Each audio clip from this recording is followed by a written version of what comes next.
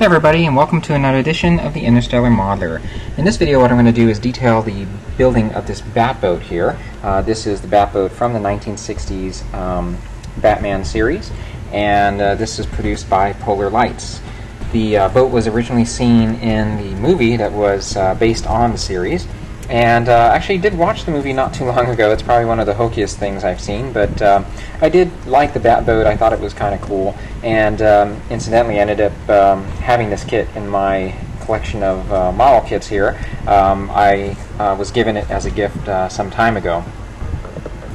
Now, as I understand, the Batboat was released twice by Polar Lights, and this happened to be the older version of the kit, and as I understand, there's really nothing in terms of the model itself that was different, but one of the things that was different was the decal sheet that was included with the model kit. So let me just show you the difference. This is the sheet that was originally included with my kit here, and when I went online to research building this, because I often do that, I found other people had built it and had decals for this side detailing here. So not only were the flames included in their decal sheet, but also the white sections as well. Now obviously you could paint those, but I thought it would be great if I could get a hold of that sheet. And so I went to the Polar Lights website, and I have to give these guys a lot of credit because I filled out their decal replacement sheet, explained the situation, and they sent me the updated sheet. So that's great customer service in my book here.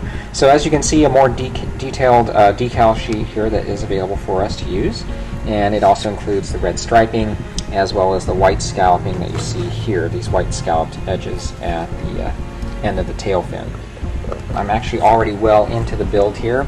I just thought it would be nice to put a video together just to show you what I plan to do with it here. Now, the kit itself is not very difficult to put together. However, it has been a frustrating build for me, mainly because it's been hard for me to keep the paint from chipping off the surface. It just wasn't adhering on the surface very well for some reason. I did prep the model, washed it, primed it, and so forth, but it seemed like every time I touched the thing, pieces of paint would chip off.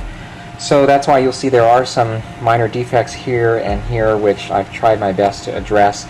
And I'm just been so far along with this kit now, I'm just going to leave it at that. The one challenge that you do have with painting it as well is the silver striping that you see all along here, this silver trim. And the way that I did this was I painted the model kit with the mica blue from Tamiya here, which Tamiya colors are usually very reliable, and I've never had a problem with them adhering in the past. But it was painted with that. And then it was also coated with a clear pearl coat that I got from Tamiya as well. And once I did that, rather than taking the risk of peeling off the paint with masking tape, I decided to use the liquid masking film here. And I essentially applied it all along the edges here and inside this rectangle area here, along the edge here as well.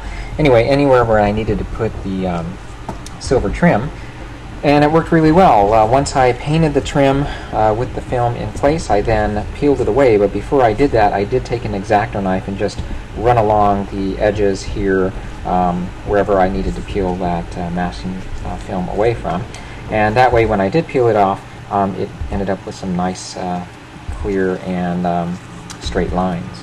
So that method worked out pretty well. Now, if you decide to do that, one thing I do forewarn you about is that it does take away some of the sheen from the surface of the kit when you do peel the masking film away. So what I did to resolve that was I put on more of the gloss pearl coat, and it solved the issue very, very easily. And these are two figures that are included with the kit. This, of course, is Batman and Robin. And pretty happy the way they turned out. For Batman, I used dark ghost gray for his outfit and dark sea blue for his cape and cowl, gloves, and boots. For Robin, I used insignia red for his outfit. I applied flesh tones for the leg, arms, and face area, and of course yellow for his cape. And for the green color, I just mixed yellow and blue because I didn't have any green available, and it came out that shade. At first I was a little disappointed it wasn't as vibrant as I wanted it to be, but when I compare it to pictures from the series, it's not that far off. So I still plan to light the kit. The kit will have a blinking red siren. It will also have a glowing radar screen, and then we'll also have a pulsating exhaust here, so it kind of looks like a rocket engine. One other thing I wanted to go over was the radar screen in particular here. Now, I placed a light bulb in the cockpit section underneath the radar screen. Now, in order to avoid diffuse light from shining all over the place, I wanted to direct light into the radar screen. So what I did was I got a hold of this strip styrene plastic. It's essentially a plastic tube, 4.8 millimeters in diameter there, and I was able to cut a piece of it to the right height, and this will sit directly underneath the radar screen there so that we won't have light shining all over the place, and it'll direct light exactly where we want it. So hopefully everything will work real well. I'm now going to go ahead and proceed and piece the rest of the ship together, and I'll show you when I'm finally done. Alright guys, so here we have now the finished Batboat. Again, this is the Batboat from the 1960s movie based on the TV show. This is a Polar Lights kit. It's a fairly good sized kit, measuring about 8 inches from front to back. It also includes the Batman and Robin that you see here. So just a couple comments here. One is that the kit itself is fairly accurate.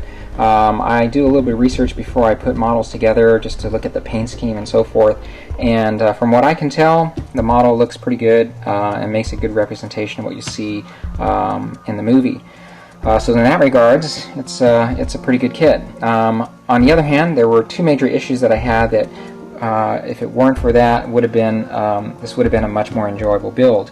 One was the painting issue. I had problems with the paint adhering onto the surface, and what's interesting is that I've come across a few different write-ups about this model, and there are a couple other people that had the same problem too, so I know I'm not alone, and I'm not sure exactly why that is. I did try to prep the model, or at least I did prep the model as I usually do, and still ended up with these issues. Now, one thing that you might want to consider if you are going to build this kit is to look into what I've been actually neglecting to do, and that is to look into something called plastic coat. And this is something that I came across at the Trek Works video channel. It's something that he uses to help the paint adhere onto the surface. And gosh, based on this experience, I think it'd be well worth looking into that. So that's what I'm going to do for my next build, is to purchase some of that so that I won't have this problem again. The other issue that I had was with that decal sheet that I got that I was all excited about. Decal sheet provides this white detailing here, which unfortunately that decal is just not sized properly. It doesn't curve in the right areas there, and I had to trim it. And when all is said and done, it really doesn't look all that great. Now from this angle it looks okay, which really this is how people are going to be looking at the model kit anyway. But if you look real closely at it, you can tell there's definitely some defects with that, and wasn't happy with the way that turned out. Now, had I not have problems with the paint chipping off the model, I would have just discarded that decal and painted it myself. But early on, that is one of the things that happened, was I did attempt to paint that detailing because I didn't have the decal sheet, and gosh, the paint was just chipping off all over the place. So two things again that just made the model a bit frustrating for me. So let me just go into the LEDs. Really not much to tell here. I have a flickering LED that you see here that represents the siren. The model comes with a solid plastic piece that I just drilled out and replaced it with a 3mm blinking LED. It is red in color. I'm not sure you can appreciate that here in the video, and I did get the LED from modeltrainsoftware.com. I also have a 3mm LED that's underneath the radar screen. It is green in color. I'm not sure you can appreciate that here either. But the tube that I installed underneath the radar screen here is doing a great job from keeping the light from spreading out all over the place. So that is working fairly well. The other LED that I have in place here is for the engine. You can see it's flickering here. It's a 1.8mm LED that I tinted orange. And to duplicate fire, I used wax paper here. I crumpled it up and then also painted it with a clear orange color. And I think it looks okay. It's better than just a plain LED that's flickering back there. So hopefully that looks all right there. So let me go ahead and give my ratings here. For the accuracy, I would give it a 5 because I really couldn't find anything significantly wrong with it. I think it, again, makes a good representation of the Batboat.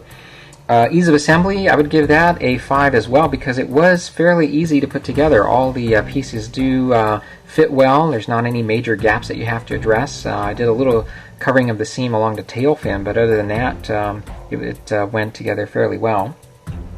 In terms of likability, I'm going to have to give this a 1 or a 2 because of those issues. Didn't really make me like the kit a whole lot, so that's going to be fairly low.